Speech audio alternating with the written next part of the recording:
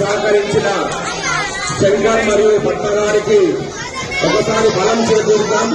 ఒకసారి గట్టిగా నాతో పాటు జై శ్రీరామ్, జై శ్రీరామ్, జై శ్రీరామ్. అలాగే ప్రతి శనివారము విశ్వాసమైన సేవతో ప్రతి శనివారం 30 మంది పిల్లలకు ఉచితంగా టిఫిన్ అల్పాహారంగా పంపిస్తున్న మహా టిఫిన్ సెంటర్ అశోక్ గారికి కూడా మనస్ఫూర్తిగా ధన్యవాదాలు తెలుపుతూ మన పిల్లల తరఫున ఒక్కసారి గట్టిగా జై శ్రీరామ్.